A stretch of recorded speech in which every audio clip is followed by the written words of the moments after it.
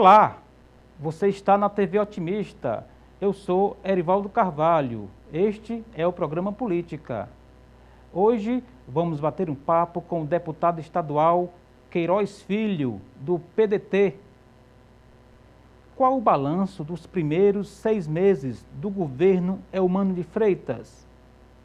Como está a correlação de forças políticas na Assembleia Legislativa? Quais as principais bandeiras e projetos do convidado? Ainda, os rumos do PDT nas eleições do ano que vem. Estas e outras questões a partir de agora no programa Política.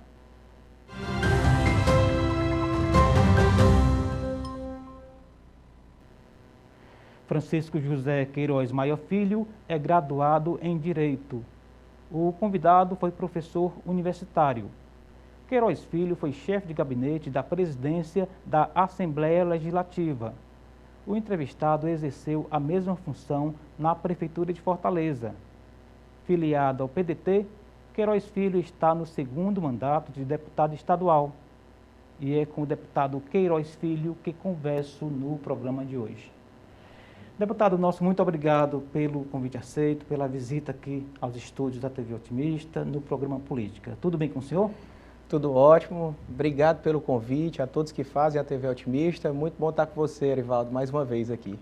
Muito bacana. A gente está em recesso parlamentar neste mês de julho, quando estamos gravando este programa, deputado. Portanto, temos aí no retrovisor uma primeira etapa importante, principalmente sendo uma legislatura nova, né, em que se passaram aí 5, 6 meses. Eu gostaria de saber do senhor qual a experiência, inclusive por estar no 2º mandato, né?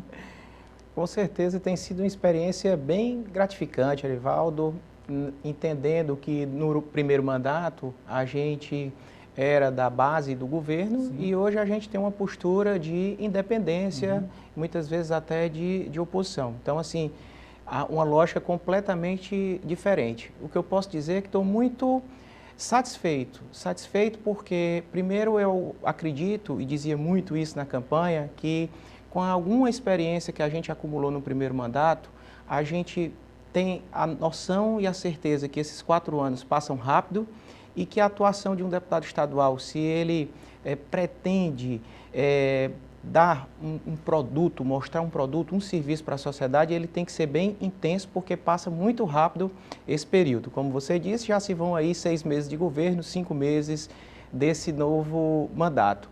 E também a inversão do papel de ser base e hoje ter uma postura de independência. Como disse também, está me dando uma tranquilidade e acredito até que muito mais produtivo. Quando eu digo produtivo porque interessa, porque a gente tem questionado, muitas vezes alertado e sugerido alterações em mensagens, em ações que chegam do governo, e muitas vezes essa voz da oposição tem sido ouvida, tem sido melhoradas essas legislações. Eu acho que a produção para a sociedade, eu acho muito mais positiva agora e talvez com alguma experiência acumulada ao longo do primeiro mandato. É muito relevante, deputado Queiroz, o senhor colocar essa questão nesses termos, porque o senhor foi da base do governo e eu lembro, e aqui é um testemunho que eu faço com toda tranquilidade, da sua ponderação, da sua autocrítica, quando algumas questões no governo não iam bem, às vezes nem do jeito que o próprio governo gostaria que fosse, né? Então, a autocrítica, quando você é governo, lhe dá um lastro, digamos assim, moral para quando na oposição ou na independência você fazer uma discussão mais equilibrada, porque há um perfil, e aqui de maneira mais genérica, do político que quando está no governo acha que tudo é perfeito, quando está na oposição acha defeito em tudo. E a política não é por aí, né?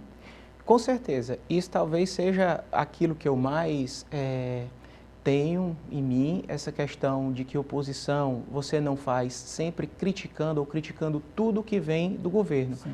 Por isso é que muitas vezes eu uso o termo independência, porque a independência permite isso, que você eventualmente, quando tem alguma ação positiva por parte do governo, você também vote favorável, você também elogie. Isso, sem sombra de dúvida, para não ser aquela oposição odienta, que tudo está errado.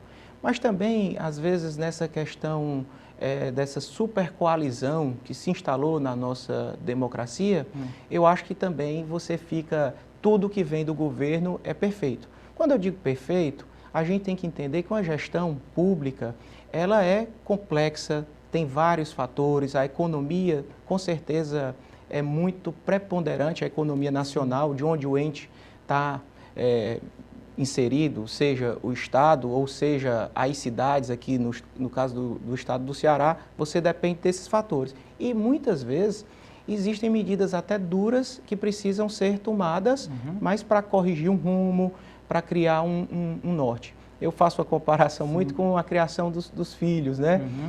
Você também não pode fazer tudo que o seu filho quer, que ele deseja, que você vai ver o produto aí no final. Então, às vezes é necessário algumas medidas que não são tão simpáticas ou naquele momento não aparentam ser tão positivas, mas se você tiver planejamento, se você tiver análise de dados, né, real, para iniciar ou para fazer a execução dessas políticas públicas, enfim, aí você fica com a segurança de muitas vezes tomar certas medidas ali naquele momento que podem parecer antipáticas, mas que para o futuro é muito importante. Muito bem. Seguindo nessa metáfora de que, na sua avaliação, um governo deve ser uma espécie de pai de família que às vezes precisa mostrar aos filhos as condições do orçamento doméstico, como é que está o orçamento, as finanças de maneira geral? Depois a gente especifica alguns pontos do governo do Estado, deputado. Isso, pode ter certeza, Arivaldo, talvez seja uma das minhas maiores aflições. Quando a gente analisa, e aquele que entende um pouco ali, ou que se dá a estudar os dados, o que a gente vê, infelizmente, no governo do Estado, que é um governo de continuidade, ok? Mas que não teve, logo no começo, nesses primeiros 6 meses, o zelo e o cuidado de algumas ações de redução de despesas, redução de gastos. É natural que quando a máquina pública está rodando, que, enfim, vão sendo inseridos gastos, custos que muitas vezes, com a expertise, podem ser reduzidos. E o que a gente viu no início do governo foi a criação de várias secretarias, secretarias importantes, muitas vezes, outras que não tinham o menor sentido, mas com o objetivo de colocar aliados políticos. E isso aumenta a despesa do Estado, num Estado tão pobre como nós temos, isso é a situação de vários estados aqui do Nordeste, onde a gente tem 4% da população do Brasil e apenas 2% do PIB. E o que a gente vê é que o PIB do Estado não está crescendo na velocidade ou do tamanho que o PIB nacional está crescendo. Então, assim, o sinal amarelo já acendeu, a gente vê muitas vezes o gasto de custeio sendo maior do que a receita. Isso é uma conta para quem conhece de orçamento até da nossa casa, quando você gasta mais do que arrecada, vai dar problema. E daí a gente viu a necessidade que o governo teve de solicitar empréstimos, e aqui é importante deixar claro, empréstimo, quando ele é de banco internacional, de bancos de desenvolvimento que tem por objetivo investimento, eles são muito importantes. O que acontece é que os empréstimos que estão sendo coletados é justamente para custeio e rolagem da dívida. Entendi. Então, o que eu avalio é que ou existe uma crise gerencial ou existe um medo de não assumir uma crise fiscal que precisa ser combatida logo agora no começo. Quando eu digo uma crise fiscal, no sentido de reduzir despesas, acochar para que o investimento público, esse sim que é importante, seja feito. Então, a gente está diante do seguinte cenário, em que o governo toma empréstimos porque as contas estão mais ou menos no vermelho, mas não faz o dever de casa, reduzindo gastos. Pelo contrário, vai aumentar. É mais ou menos essa a imagem que o senhor quer, a mensagem que o senhor quer deixar? É justamente nesse sentido. Está sendo aumentada a despesa, não houve nenhum controle das despesas. a receita não está aumentando de forma compatível a sustentar isso. E o que a gente vê aqui no estado do Ceará, infelizmente, são várias dezenas, eu diria, de obras que estão paralisadas pelo interior do estado. Entendi. Quem anda o interior sabe a quantidade de obras que foram anunciadas, que tiveram ordens de serviços dadas e estão paralisadas. E uma obra que está paralisada, até para retomar, ela com certeza vai ser mais cara, vai custar mais do que foi acordado. E o que a gente vê, infelizmente, é uma infinidade de obras paradas nos mais diversos municípios aqui do estado do Ceará. E é muito provável, e aqui é uma constatação, não, é uma sinalização de que obras paradas possam ser problemas de caixa do governo, porque governo nenhum, em tese, gosta de saber que as obras estão paradas, né? Que a própria opinião pública percebe, a população, os adversários, quer dizer que se há uma obra parada, pode não ser pela vontade do governo, deve ser talvez uma imposição do orçamento, né? Na minha avaliação, com certeza, é uma questão orçamentária de governo. Por isso que eu gosto de dizer, ou é uma crise gerencial, de gerência mesmo do governo, ou seria uma crise de natureza financeira, que é o que está mais claro. Nesse sentido de, enfim, você não conseguir concluir ou muitas vezes continuar as obras. Quando eu digo isso com muita tranquilidade, para não ser essa oposição tradicional odienta, existem obras que estão continuando, existem obras que estão em andamento, mas a grande maioria, enfim, eu acho que a população que está nos assistindo sabe a quantidade de obras que estão paralisadas no estado do Ceará. Rapidamente, no início da nossa conversa, deputado, o senhor colocou ali o fato de ser o governo de continuidade, né? O governo Eumano, uma continuidade do governo Camilo Santana / Isolda Sela. Um pouco essa leitura política de que o fato de ter recebido o governo de um aliado acaba ali meio que mantendo um certo silêncio, não expondo as dores do governo por ser um alinhamento político? Existe isso, essa possibilidade? Com certeza, já falei isso na tribuna da Assembleia, foi anunciado, dito que era um governo de continuidade. Sim. E muitas vezes, como é uma continuidade, você não quer criticar o governo anterior. Mas também não foi feito o dever de casa daquilo que precisava ser feito. Você vê a continuidade e o acréscimo de secretarias, de nomeações de cargos políticos, né? Mas a continuidade de obras importantes para o estado do Ceará, essas não continuaram. E acredito que houve sim uma preocupação por parte do governo atual de não fazer referência ao governo anterior, né? Onde a gente viu durante todo o ano passado uma infinidade de obras, de ações sendo anunciadas, enfim, e até o momento a gente não vê. Um exemplo disso, eu acho uma questão mais atual, inclusive até a própria TV Otimista, o Grupo Otimista fez essa apresentação, você vê a questão do tratamento do câncer. Eu acho que foi um tema muito discutido durante a campanha eleitoral. Todo mundo sabe o sofrimento que é em qualquer área da saúde, mas especificamente para quem sofre de câncer conseguir esse tratamento.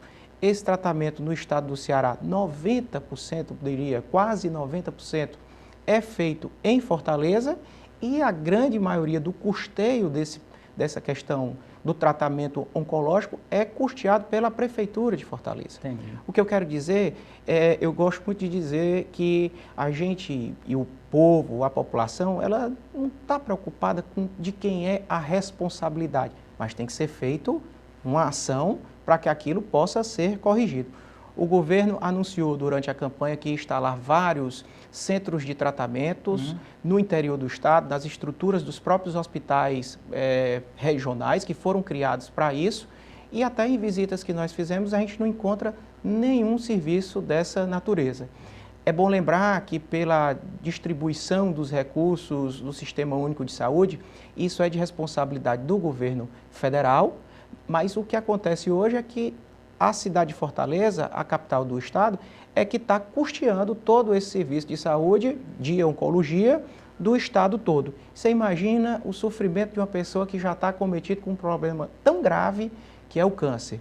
E ter que se deslocar pagar transporte, enfim, para fazer esse tratamento aqui na capital. É desumano muitas vezes. Então, uma das ações que eu acredito que o governo deveria ter cuidado logo seria, por exemplo, nessa instalação desses centros regionais. Tenho muita confiança que a partir da cobrança que está tendo por parte da oposição, a cobrança da população que está sendo reverberada nos meios de comunicação, como por exemplo aqui no Grupo Otimista, eu tenho certeza que assim o governo vai abrir os olhos e, enfim, fazer a sua parte e fazer aquilo que prometeu. E um detalhe, para além do drama familiar, pessoal e familiar de quem está em tratamento de câncer, é o custo. Deve ser uma das especialidades médicas mais onerosas para o poder público, né? Com certeza. Só para a gente ter uma ideia, o formato que está instalado em Fortaleza, que é quem atende 86%, para ser mais preciso, de todo o estado do Ceará, é da ordem de 160 milhões por ano, o custeio disso. E, enfim, quase tudo indo para a despesa da prefeitura, né? Hoje, quase tudo isso sendo custeado pela prefeitura de Fortaleza. Assim como acontece no IJF. Se a gente for ver, o IJF é um hospital de extrema qualidade, que tem uma série de especialistas ao mesmo tempo, um hospital reconhecido no Nordeste e no Brasil como uma referência de trauma, politrauma e de todas as especialidades, e mais da metade da população que é atendida ali é atendida do interior do estado. Como eu disse, a população ela não quer saber e nem é para saber. O poder público tem que custear justamente esse serviço, mas muitas vezes está sendo custeado com os cofres do município que não tem assim, sustentação de como arcar com isso. E o que a gente viu por parte do governo foi de, eu não diria de retirar, mas de não pagar uma, eu diria, quase simbólica contribuição que dava ao IJF, que atende mais da metade da população do estado. O que a gente clama é que nessa questão da saúde não tenha partido, enfim, que tenha efetivamente a oferta dos serviços, assim como preconiza o SUS para toda a população. Ok, deputado, ficou bastante claro. A gente vai fazer um rapidíssimo intervalo. Daqui a pouco a gente volta com o deputado estadual Queiroz Filho, aqui conosco na TV Otimista, no programa Política. Não saia daí, a gente volta já.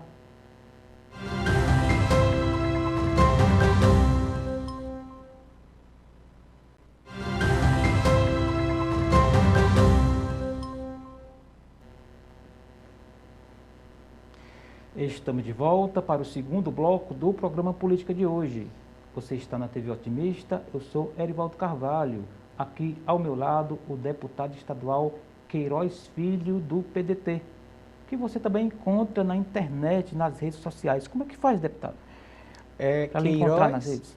É @QueirozMFilho, em todas as plataformas. Queiroz M Filho, no Instagram, no Facebook e agora no Threads também, né? Essa nova plataforma, assim como no Twitter também. Tá certo. Ou seja, vida de político não tem sossego com as redes, né? Com certeza, e eu acho que é uma importante ferramenta, né, hoje de comunicação do nosso mandato. Eu acho que através das redes sociais isso é importante, é uma realidade, é uma lógica nova e que é muito importante também para a gente ouvir o clamor, as solicitações da sociedade. Vou lhe dar um exemplo de um grupo de pessoas que a gente tem assim conhecido e viu o clamor que esse grupo de professores concursados da Secretaria de Educação do Estado do Ceará estavam fazendo campanhas de mobilização para sua contratação. Então, até para explicar para quem está nos acompanhando, isso surgiu justamente da nossa análise das redes sociais, viu muita gente se manifestando e fomos olhar o que aqui se devia, aquelas cobranças ao governo do Estado. Existe um concurso público da Secretaria de Educação do Estado, que foi feito em 2018, e esse concurso ele teve a sua validade prorrogada por conta da pandemia. Então, durante ali a pandemia, ficou suspenso a contagem do prazo, mas ele se vence agora em setembro. E tem ainda 612 professores e professoras que foram concursadas, que fizeram o concurso, que muitas vezes não moram aqui em Fortaleza, vieram de alguma parte do estado ou até de outros estados estudaram, gastaram dinheiro, enfim, fazendo o curso para aquele concurso, passaram e até o presente momento eles não foram assim chamados, convocados. E isso é uma luta muito grande porque cria uma incerteza na vida daquela pessoa. Por que eu digo isso? Se foi feito o concurso para aquelas vagas, essas vagas devem ser necessariamente chamadas.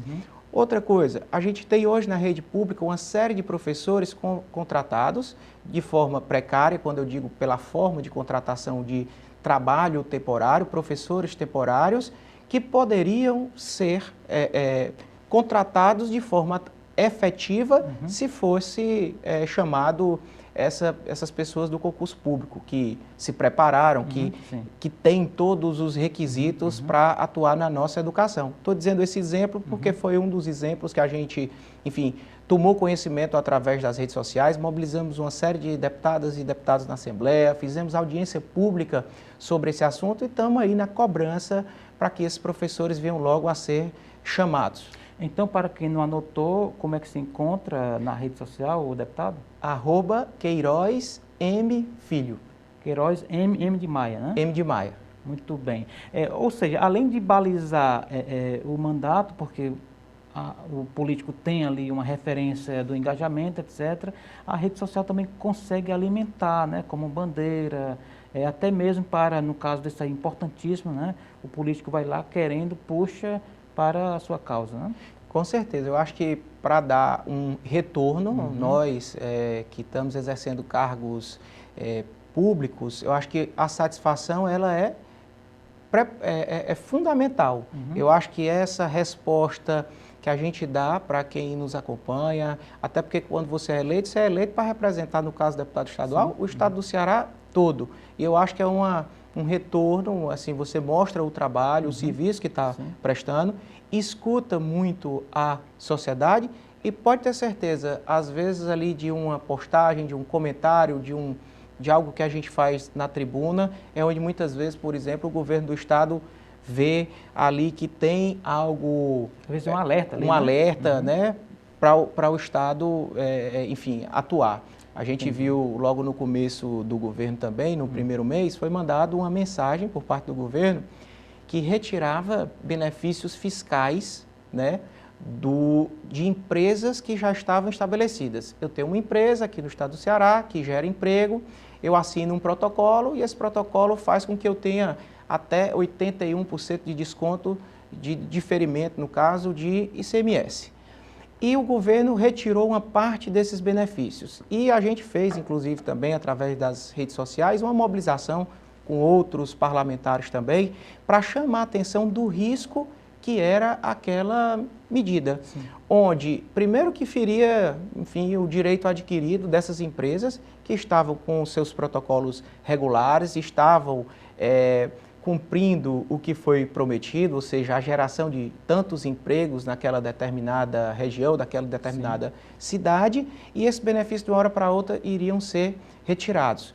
Através dessa mobilização, muitas vezes das redes sociais, eu acho que as empresas conseguiram entender a complexidade, a dificuldade que seria no ambiente que a gente está, da nossa realidade, da economia, digo, até brasileira, e foi que houve uma mobilização e um mês depois o governo do estado mandou uma lei que revogava isso, ou seja, tiraram, a oposição falou, foi feita uma mobilização através das redes sociais e foi visto que isso não era interessante para o estado que retirava benefícios que já estavam concedidos e iria importar no risco de empresas que geram muitos empregos aqui no estado do Ceará. Você vê o setor calçadista, aqui a quantidade de empregos que gera nos mais diversos municípios do estado e, enfim, que poderiam, de um dia para a noite, nos deixar aqui no estado. Ou seja, fazer política hoje, e eu suponho que isso vale não só para a oposição, mas também para o governo, é impensável fazer política sem as redes sociais, né? Com certeza, eu acho que é um canal obrigatório de comunicação da classe política, onde muitas vezes a gente vê algumas pesquisas que saem, assim, onde a população se informa e muitas vezes essas informações se dão através das redes sociais, enfim. Então, deputado, o senhor falou agora há pouco sobre uma bandeira importantíssima da educação na área de concurso, contratação, etc. E a gente sabe como o senhor é apaixonado pelo tema, inclusive quando esteve à frente lá de um segmento importante da Prefeitura de Fortaleza na gestão do prefeito Roberto Cláudio, acompanhou isso muito de perto. Eu estou fazendo esse preâmbulo para perguntar o seguinte, numa conversa recente com o prefeito Sarto, ele colocou que o nível educacional do estado do Ceará deve muito à Prefeitura de Fortaleza, dado o tamanho da rede e a qualidade que também subiu bastante. É isso mesmo? Fortaleza puxa para cima o nível médio da educação pública no Ceará? Com certeza. Você falou bem, assim, a gente é apaixonado aí por esse tema da questão da educação. Acho que é realmente algo transformador na vida das pessoas. Se você for ver uma pessoa numa situação difícil, a transformação que ele pode ter através do ensino pode mudar de história, qualidade. né? Uhum. Muda a história dele, muda a história da família desse estudante e muda a história do entorno onde ele está inserido, porque muitas vezes ele vira o exemplo de como é possível vencer através da educação. E se a gente analisar, eu acho que desde 2013, ainda na gestão do prefeito Roberto Cláudio, Fortaleza, de todas as cidades aqui do estado do Ceará, ocupava as últimas colocações em SPAES e em outros indicadores da qualidade de educação.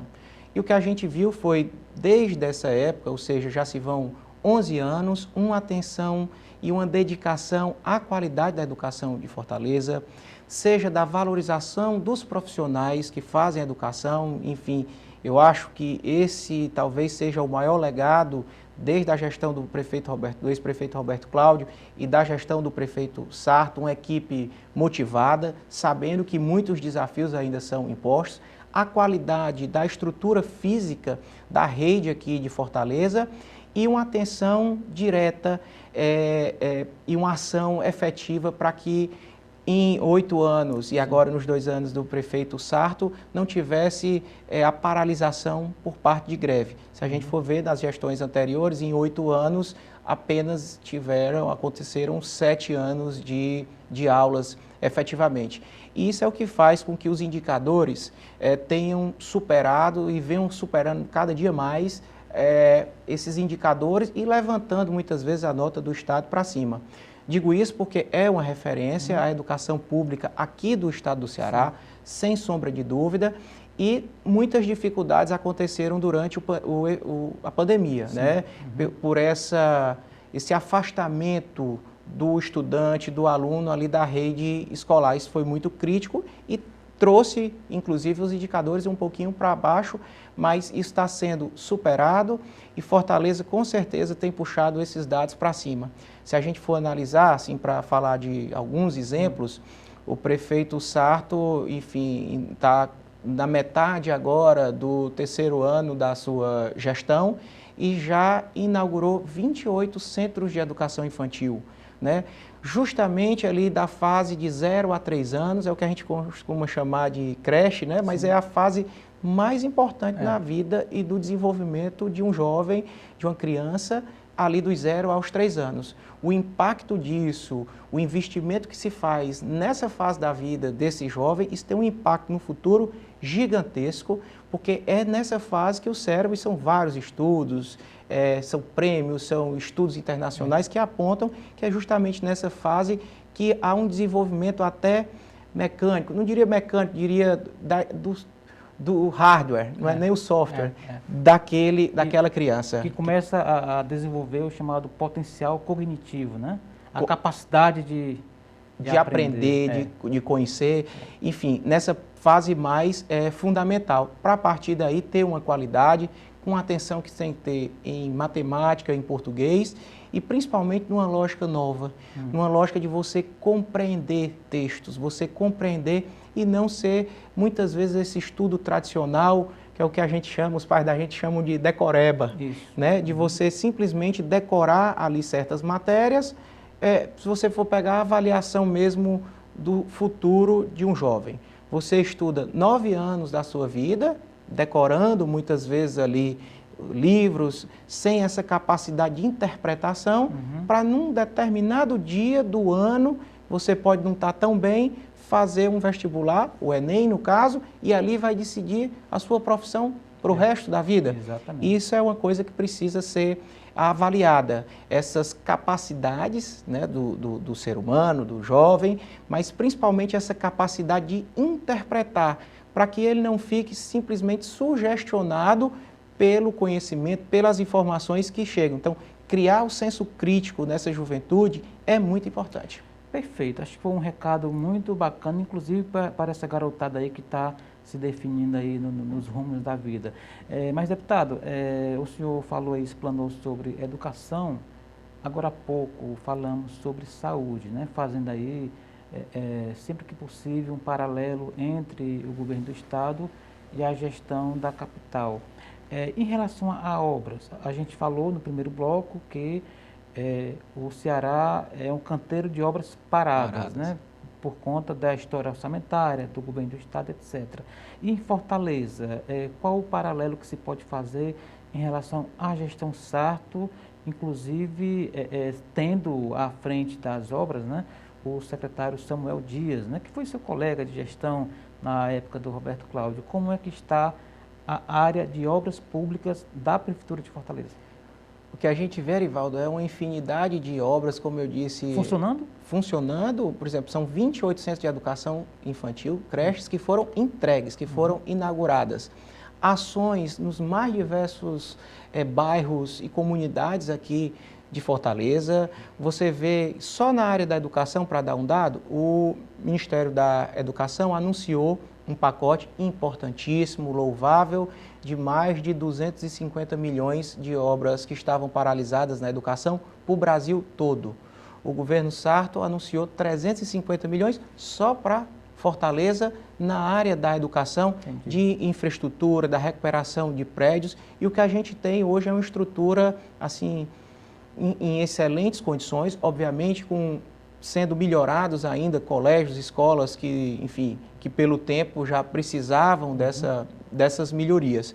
Mas uma quantidade de ações, de obras pelos mais diversos locais de Fortaleza, isso sim que é o investimento em infraestrutura. Isso gera emprego, a própria obra demanda essa contratação de mão de obra, mas para além disso, da qualidade da vida das pessoas, obras importantíssimas e que durante muitos anos a política tradicional não queria investir, que é nessa questão do saneamento, né? O que diziam é uma obra enterrada, não dá volta e tal. Mas só sabe o que é a mudança de uma realidade, o que é isso é feito para a qualidade da saúde, para a qualidade da educação, quem nos períodos de chuva, para sair de casa, precisa botar o pé na lama. Então, isso para mim é fundamental, esses investimentos em saneamento básico. Há até um estudo sobre isso, né, de que para cada real que o poder público investe no saneamento, economiza até R$4 no gasto de saúde pública na sequência. Né? Na saúde pública. Tem um estudo, inclusive, também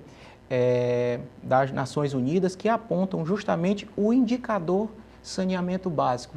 Então, assim, nas mais diversas variáveis, o saneamento básico ela é um dos importantes índices de aferição de desenvolvimento e capacidade para se desenvolver. Então, sem saneamento básico, assim, é impossível que haja esse desenvolvimento e os indicadores, tanto da saúde, como impacta muito também na educação. Para concluir esse bloco num papo reto, a gente poderia dizer que o governo do estado toma dinheiro emprestado para pagar dívidas e a Prefeitura de Fortaleza toma dinheiro emprestado para investir em obras. Faz sentido essa comparação? Faz sentido. O que a gente viu da capacidade de assumir esses empréstimos, esses financiamentos, bancos de desenvolvimento, como o BID, como o CAF, eles têm por natureza esse financiamento de ações de infraestrutura, desenvolvimento das cidades. Isso é legítimo e muito importante. Para isso, faz com que a cidade de Fortaleza tenha essa capacidade de assumir, de contrair esses empréstimos para isso ser revertido em investimento. O que está acontecendo no Estado, muitas vezes, infelizmente, é a captação de um empréstimo simplesmente para rolar uma dívida. E isso, enfim, você vai entrando numa roda viva de não conseguir, de não gerar riqueza. Quando eu digo gerar riqueza, que essa riqueza se dá através de investimento e simplesmente rolagem de dívida para pagar custeio, que não é investimento. Exatamente. E aqui, para concluir mesmo, fazendo uma imagem para quem é da época, empurrando a promissória para o futuro, né? Empurrando a conta para frente e um dia, mais cedo ou mais tarde, essa conta chega. Eu acho que qualquer cidadão que tem a sua despesa de casa sabe o que é isso, sabe o que é a bola de neve que a gente se perde, principalmente com essa alta taxa de juros que são praticadas no Brasil, de você entrar nisso e você muitas vezes já consumiu aquele produto, aquela necessidade, e no mês que vem a conta está lá ainda com a mesma necessidade e a conta dobrada para você pagar. Então, o que eu gosto de diferenciar, financiamento público, empréstimo de desenvolvimento para o Estado, seria muito importante e eu apoiaria porque gera desenvolvimento. Agora, empréstimo para custeio de dívida, se a gente não faz o papel de casa, de redução de custo, redução de despesa daquilo que é supérfluo, aí não tem sentido. Ok, deputado, ficou claro. Vamos fazer mais um intervalo, tá bom? Daqui a pouco a gente vem com o terceiro e último bloco do programa Política de hoje com ele, o deputado estadual Queiroz Filho. Não saia daí, a gente volta já.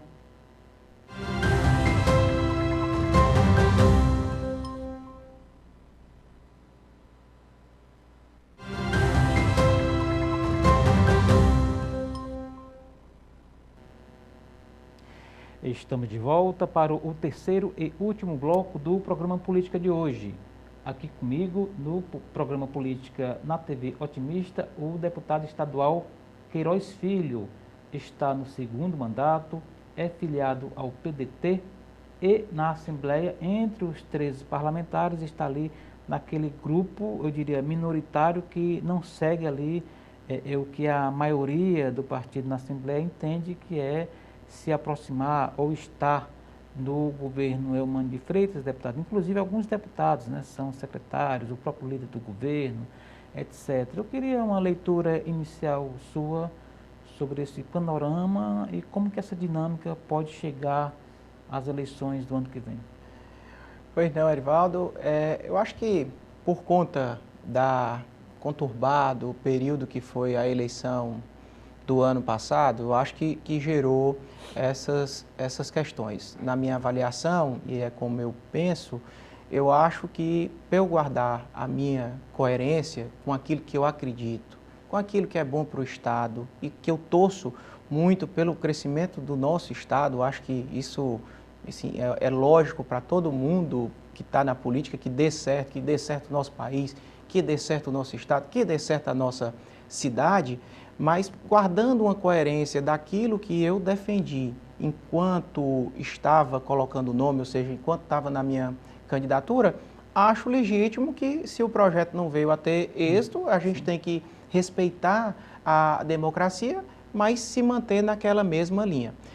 Com muita tranquilidade, com muito respeito também a quem fez essa adesão, né, ao governo. Eu digo uma parte que aderiu e outra parte que, infelizmente, nunca teve conosco, nunca respeitou efetivamente o que o partido, que no caso o PDT, tinha decidido, enfim, e logo nas eleições já partiram para outro lado, mas também uma parte que aderiu. Então, eu fico muito tranquilo em questão de tamanho, eu só quero que me dê a tranquilidade, o que o partido me deu logo após o período eleitoral, de continuar seguindo dessa forma, numa postura de independência, onde aqueles que pretendem aderir ao governo, ou que já estavam lá, enfim, que não respeitaram a decisão anterior do PDT, mas também de nos dar a tranquilidade. E, como eu disse, eu acho que isso, para a sociedade, no meu entendimento e no meu desenvolvimento do meu mandato, tem sido uma coisa mais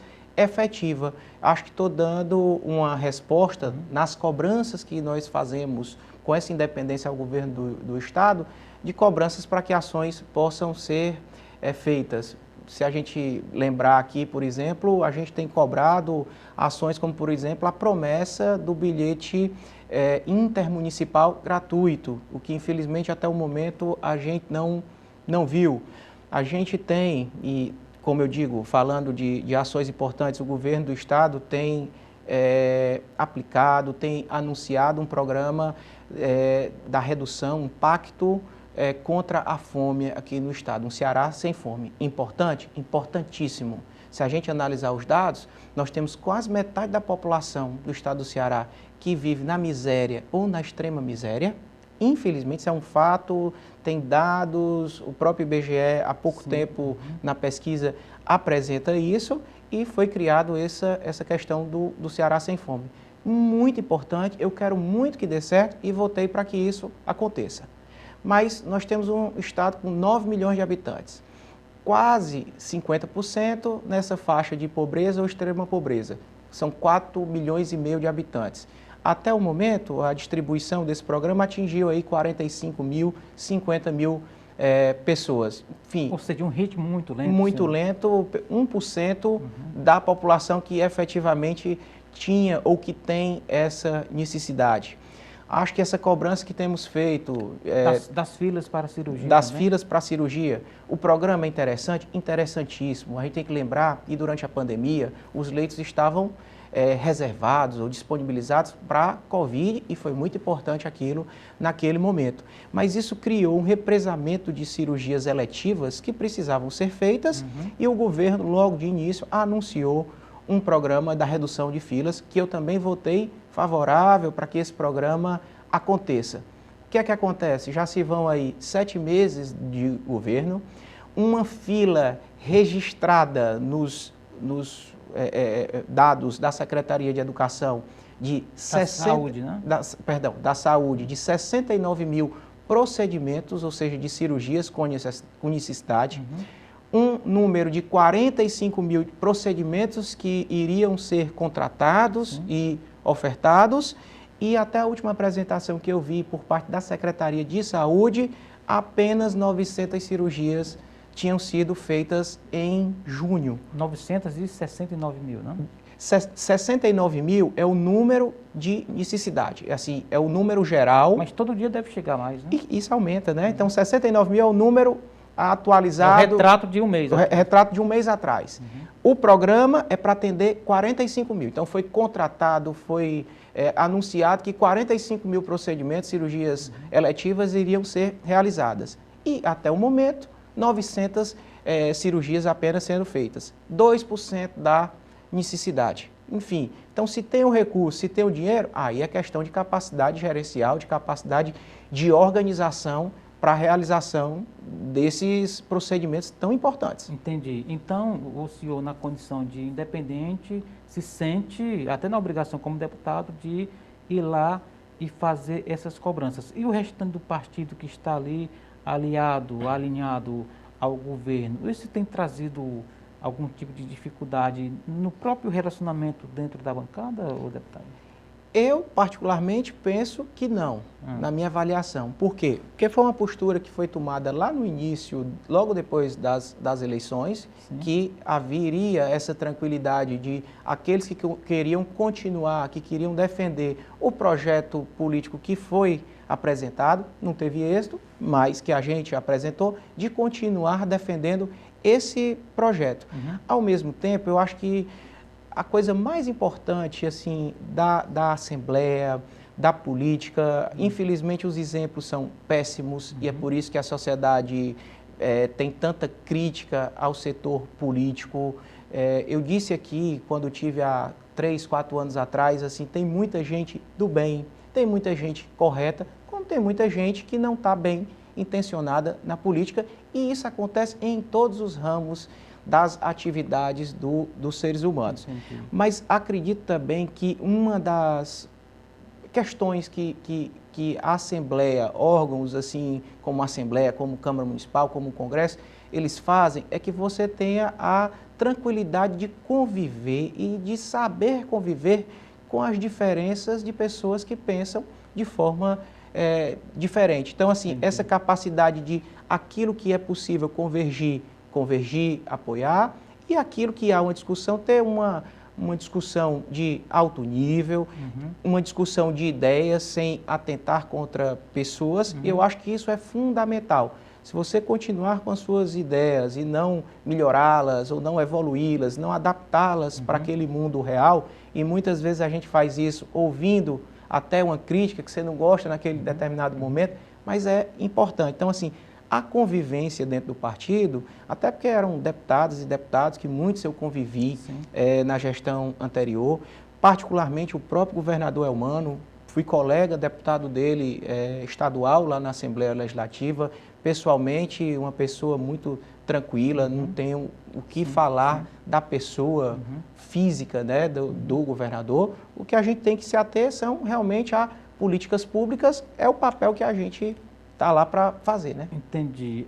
O senhor falou aí muito indiretamente que esse processo de adesão, foi o termo que o senhor usou, ao governo vem de antes da própria eleição.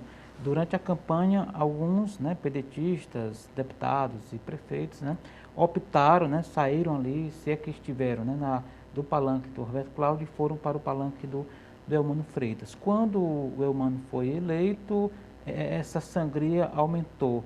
Aí eu pergunto, faltou atitude do PDT, da direção, para até usando o direito que a direção tem de disciplina de seus filiados, faltou pulso para que esse tipo de situação não chegasse ao ponto que chegamos, deputado? Eu acho que foi muito complexo assim e muito traumático, com certeza, esse processo, mas infelizmente assim, isso passou. Eu gosto muito de dizer que até nessa polêmica aí que insistem em colocar, quem gosta dessa briga, quem gosta dessa discussão é político. O povo não está interessado em briga de partido. E os cronistas ali da imprensa, alguns... Né? Não, mas o papel da imprensa eu respeito demais e eu acho que é importante estar publicizando. Né? Mas eu acho que cabe também o exercício do próprio político, ou seja, enfim, tá bom, passou realmente, agora com a tranquilidade, dando a liberdade do que a gente defende, do que a gente acredita. Por que eu estou dizendo isso? Até para nem rememorar ou discutir o que houve assim no passado, mas realmente houve uma série de agentes políticos que não estavam assim dedicados, não estavam focados naquilo que o PDT apresentou. E como eu disse, não quero confusão, não quero mais discutir isso, a população que está nos assistindo não gosta disso, mas enfim, uma coisa bem simples. Se tem tudo isso que foi dito, por que foram 4 pré-candidatos andando o estado todo do Ceará? Muitas vezes, assim, até os públicos, os seus apoiadores, em situações delicadas, porque são pessoas do mais alto nível e de capacidade, como o ex-prefeito Roberto Cláudio, como a ex-governadora Isolda, como o presidente Evandro Leitão, como o Mauro Filho, assim, o deputado Mauro Filho, enfim, criou-se esse constrangimento. Mas se havia algo determinado, para que foi necessário expor não só eles, mas também toda a base de apoio para essas discussões, como se dali surgisse um nome, e dali surgiu e foi apresentado. E o que a gente viu é que, enfim, as pessoas, muitas pessoas do partido não seguiram. Mas isso está superado e bola para frente e vamos agora fazer o que o povo espera da gente, né? Que é ação política, defender política pública, aquilo que diga da realidade do povo, né? Entendi. A propósito de olhar para frente, o partido está agora presidido pelo senador Cid Gomes, né?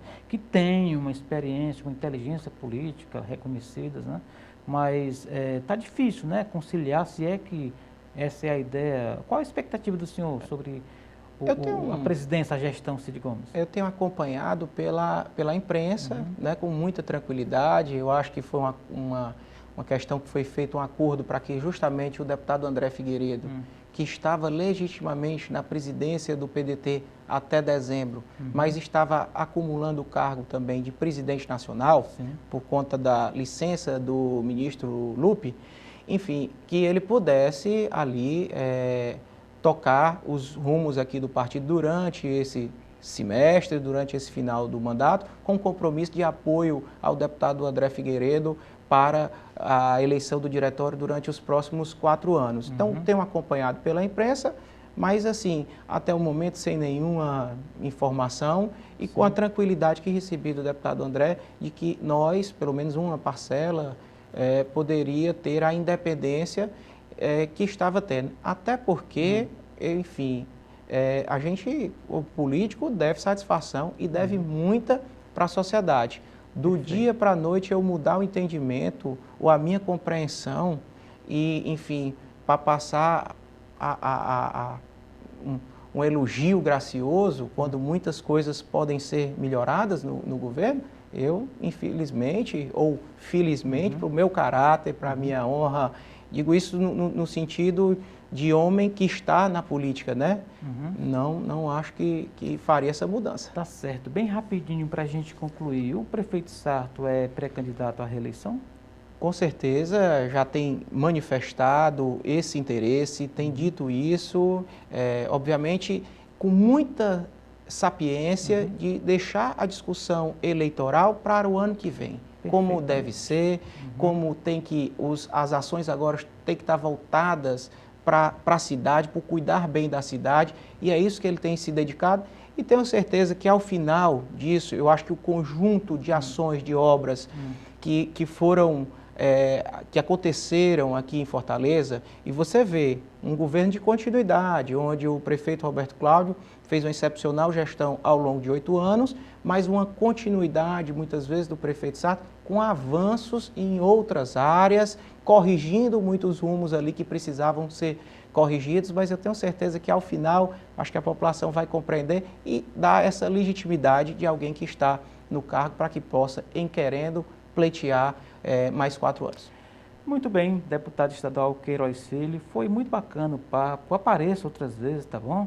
Gosto muito de conversar com o senhor pela experiência, pela inteligência política. Boa sorte na caminhada, parabéns pelo trabalho, as suas rápidas despedidas.